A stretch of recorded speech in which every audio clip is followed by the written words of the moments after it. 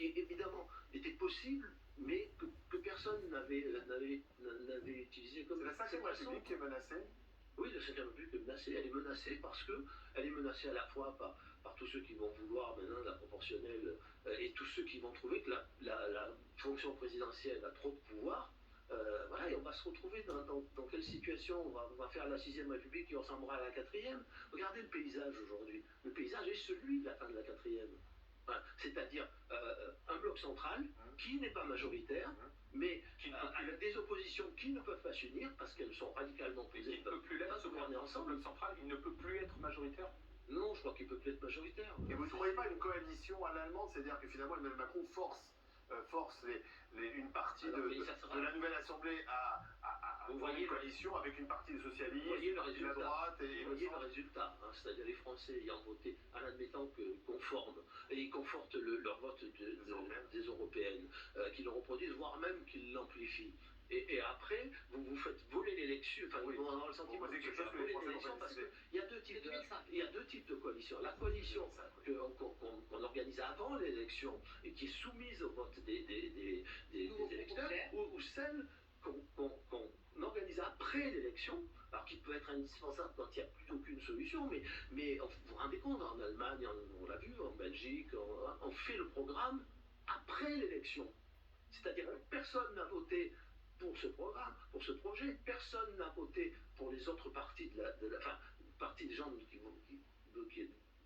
ont voté, n'ont pas voté pour les autres membres de la coalition. Enfin, je veux dire, apparemment, même dans l'histoire de la 5e République, on a des candidats qui ont promis des choses, une fois arrivés au pouvoir. Non, mais ça, c'est pas la même chose. Hein, c'est pas la même chose, mais vous avez choisi des gens. Vous avez voté pour un parti, vous avez voté pour un président. Non, c'est pas du tout la même chose que de faire une coalition de gouvernement et un programme après l'élection. Il y a des gens qui trouvent que c'est le summum de la démocratie. Moi, je trouve que c'est le degré zéro de la démocratie. Et vous verrez que créer ce sentiment qu'on vole l'élection à une grande partie des Français qui sont déjà dans un état d'énervement et de colère très grand, et vous allez à la catastrophe. Attendez, juste une chose, si je comprends bien, on est dans l'hypothèse d'une majorité relative. Jordan Bardella dit moi, 250 députés, j'y vais pas. Au passage, d'ailleurs, il faudrait qu'il vienne devant les Français pour expliquer pourquoi lui, il ne peut pas faire ce que Emmanuel Macron fait depuis 2 ans. Je ferme la parenthèse. Vous dites, parce qu'il n'est pas président de la République.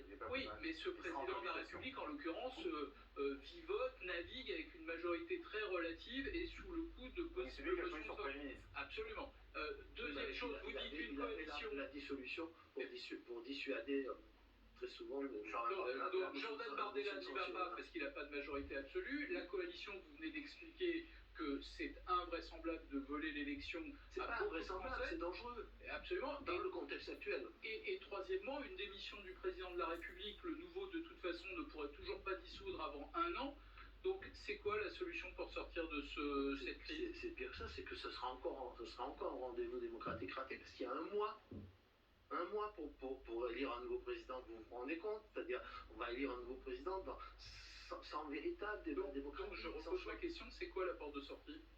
Ah ben je sais pas, moi, il faut demander au président de la République qui a pris cette décision. C'est vous l'expert. Vous m'avez demandé ce que je pensais de cette décision. Elle est irresponsable, précisément parce que, à mon sens, dans tous les cas de figure, de toute façon, ça va être extraordinairement compliqué et ça risque de déboucher. Quel est le moins mauvais des choix, M. Guénaud? Le nouveau Front Populaire ou le Rassemblement National? Il y a aucun, ou Renaissance. Non, mais il y a aucun. Enfin, moi, je ne vais pas rentrer je ne vais pas prendre parti dans ce débat, mais parce que. Vous aurez peut-être, en tant que citoyen, le meilleur des choix. J'ai dit le moins mauvais, ça peut être aussi le meilleur des choix. Parce que vous voyez bien ce qu'est le nouveau Front Populaire. Mais certains disent Nini, certains disent moi je préfère ça. Et vous voyez bien ce qu'est le nouveau Front Populaire, qui d'ailleurs n'arrivera pas à gouverner, ils n'arriveront pas à gouverner ensemble. Vous voyez bien ce que serait une coalition des droites avec des gens qui sont pour la réforme des retraites, d'autres qui sont contre, et le risque non pas du fascisme, mais d'un glissement progressif du Rassemblement National vers ce qu'était l'UMP, hein, voilà, qui donc ne tiendra pas et ne pourra pas. Donc c'est ni l'un ni l'autre. Dans tous les cas, on est dans une impasse. En fait, vous avez connu cette période-là à l'époque de Nicolas Sarkozy. Est-ce que l'électorat candidat de Jordan Bardella, du Rassemblement national, ne ressemble pas au fond à celui qui a permis à Nicolas Sarkozy de gagner en 2006.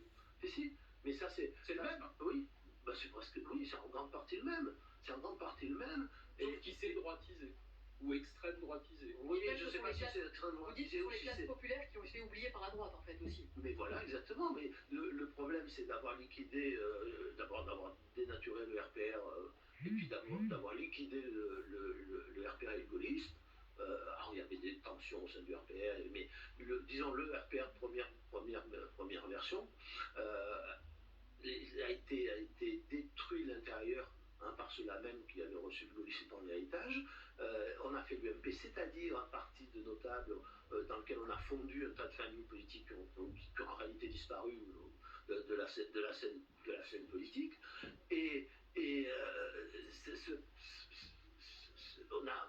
C'était le but de ceux qui ont fait cela, c'est-à-dire Juppé et ses amis, c'est faire un parti de notables qui se débarrassait de sa base populaire. Qu'est-ce que voulait faire qu'est-ce que voulaient faire les gens qui se voulaient modernes en politique à l'époque? Ils voulaient un grand parti de centre-droit, un grand parti de centre-gauche qui allait alterner au pouvoir dans le cercle de la raison. Ben voilà, ils ont réussi. Le résultat, c'est que la base populaire est partie, qu'elle a été récupérée, et ils ont récupéré aussi une partie des électeurs du PC. François Hollande revient, il se représente la députation, et Nicolas Sarkozy devrait s'impliquer davantage dans le débat politique.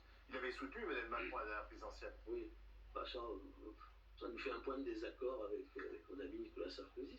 Voilà, comment voulez-vous... Enfin, moi, comment soutenir, en tout cas pour ce qui me concerne,